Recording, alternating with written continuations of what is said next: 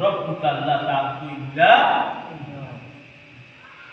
আমার ভাইরা আল্লাহ সুবহানাহু ওয়া তাআলা মুমিনদেরকে লক্ষ্য করে বলেন আপনাকে আমাকে উদ্দেশ্য করে নসিহত করতেছেন ওয়াজ করতেছেন কে আল্লাহ ওয়াজ করতেছেন আল্লাহ শ্রোতা আমরা বক্তা আল্লাহ শ্রোতা আমরা আল্লাহ ওয়াজ করতেছেন ওয়া ক্বাদা রাব্বুকা আল্লা তা'বুদু ইল্লা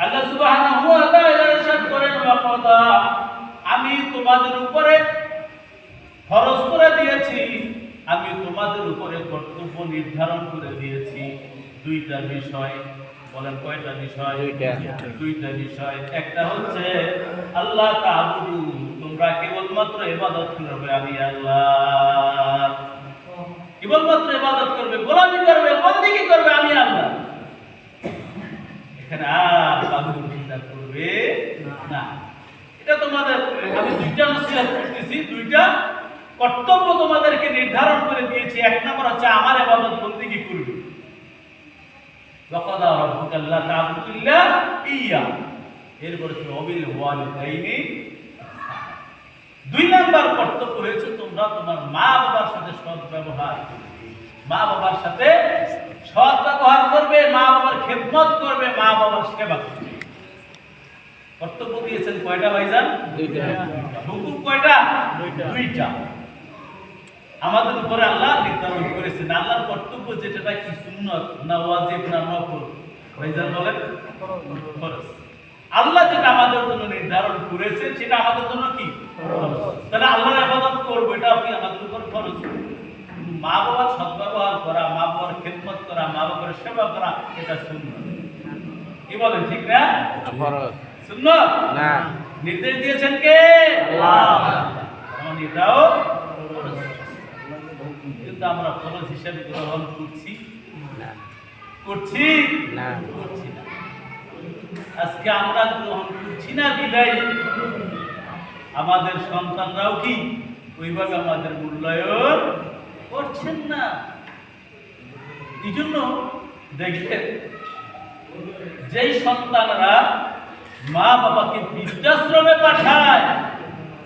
ওই সন্তানরা ওই মা বাবাকে ভিক্ষার ঝুলি হাতে দিয়ে বৃদ্ধাশ্রম তাদের কপালে জোটে না ঠিক কিনা সম্মান করবে ভিক্ষার থালা নিয়ে তাদের ধারে ধারে আমার ভাইরা একটা ঘটনা মনে পড়ে গেল এক বাবা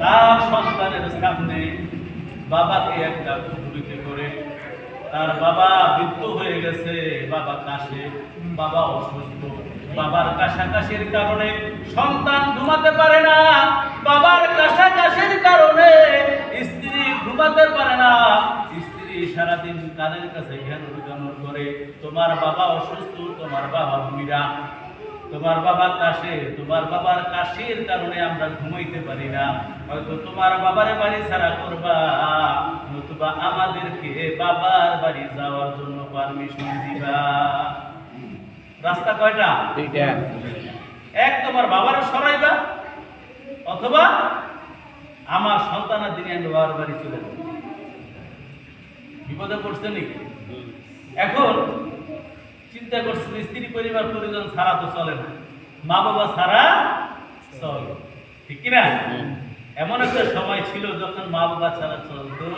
না এখন মা বাবা ছাড়া চলে স্ত্রী সন্তান ছাড়া চলে কি করলো সিদ্ধান্ত হলো ঠিক আছে বাবাকে জঙ্গলে রেখে আসলো একটা টুকরিতে করে মাথায় করে নিয়ে যাচ্ছে বাবাকে ছোট্ট সন্তান বলতেছে বাবা দাদুকে নিয়ে তুমি কোথায় যাচ্ছ বলে বাবা তোমার দাদু কাশির কারণে তোমরা ঘুমাইতে পারো না তোমাদের ঘুম হয় না তোমাদের কষ্ট হয় এই জন্য তোমার দাদাকে আমি কি করছি জঙ্গলে রেখে আসতেছি সন্তানটা বলে বাবা যাও যাও আমার কোনো আপত্তি নাই তবে একটা অনুরোধটা হলো তুমি ওই টুকরিটা জঙ্গলে ফেলাই আইসো না তুমি যখন তোমার আমার দাদুকে জঙ্গলে রেখে আসবে তবে টুকরিটা ফালাই আইসো না, টুকরিটা নিয়ে আইসো। বলতেছে বাবা টুকরি দিয়ে তুমি কি করবা? মনে করছে এটা দিয়ে কি সন্তান খেলবে, এই জন্য মনে হয় বলতেছে এর চেয়ে ভালো জিনিস তোমাকে এনে দিব। না বাবা তাতে হবে না, এই টুকরিটা তুমি অবশ্যই বাসায় ফেরত নিয়ে আসবে। বলতেছে কেন বাবা, এই টুকরিটা দিয়ে তুমি কি করবে?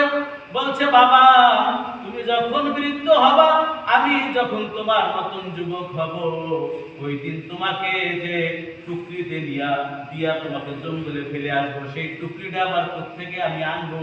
অতএব তুমি এই টুকরিটা ফেরত নিয়ে আসবা।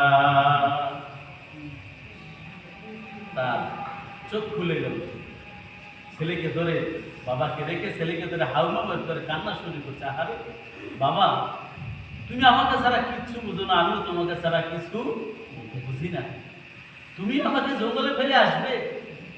ছোট্ট ছেলে বলতেছে বাবা এমন একটা দিন ছিল, একটু চক্ষু বন্ধ করো না, তুমি একদিন আমার মতন ছিলা, আর তোমার বাবা একদিন তোমার মতো ছিল, সেই দিনের কথাটা একটু ভাবো না।